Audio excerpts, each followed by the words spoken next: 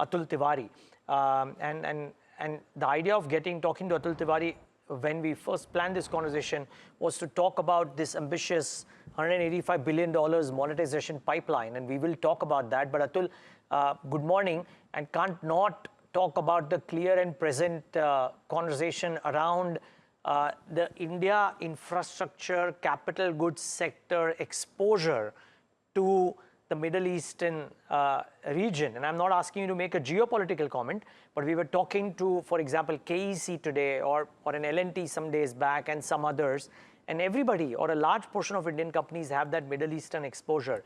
Is that a big earnings risk to what could happen to the sector Q4, maybe Q1, Q2? Do you have any thoughts here? Yeah, so broadly, it is very early to say as of now. It has been just 1 week, and my sense is for overall sector and the companies which have business in Middle East is that if at all, if there is any impact, it will be through some slowdown in execution near term, and maybe some under absorption of fixed overheads. But as long as this war winds down to a smaller war over next 2-3 months, then medium-term earnings should be okay. Okay, so our sense is that till now, most companies which have exposure, even they are commenting that it's too early to say anything. So as of now, the base case remains that it's pretty short term, and the impact, if at all, is quite minimal. Atul, what about the role that how do you say the PSU spends in India can do to mitigate some of this stress? Because as your report highlights, there is an ambitious $185 billion monetization pipeline, which could eventually lead to order flows as well. But can the government's priorities at times of geopolitical stress, crude being higher, CAD being impacted, etc., change? And therefore, could this perceivably large kitty of orders that could be coming infrastructure's way get altered because of other issues?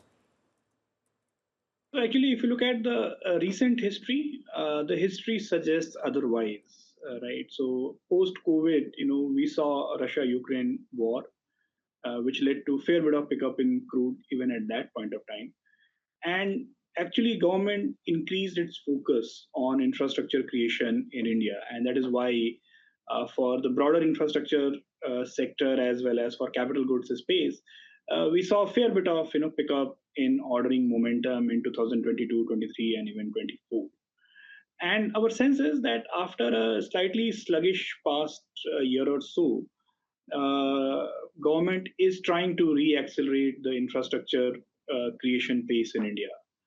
And at the start of February, we had budget, where we have seen government penciling in, about 12%, capex growth for FY27 after a sort of flattish FY26. And then just about a couple of weeks ago, government has put out a very ambitious 185 billion national monetization pipeline. So it looks like that, as per government's, thought process and the planning, the best way of countering all these uncertainties is to, keep focus intact and possibly even accelerate the pace of infrastructure creation.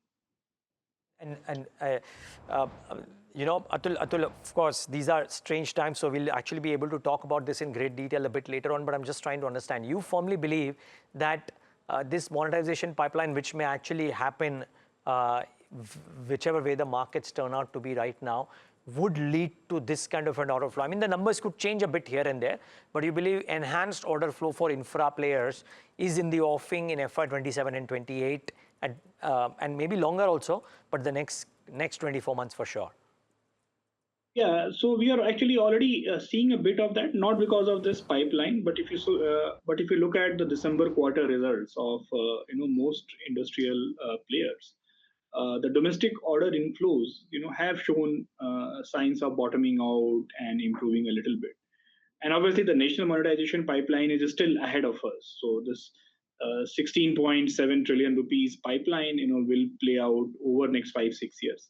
Out of that, about and not really, and it's still FY30. So that will help and add that process. But even outside the pipeline, we are already seeing some bit of revival in ordering for the domestic industrial needs. And near term in FY27, this is government's capex plan, which is leading to this pickup.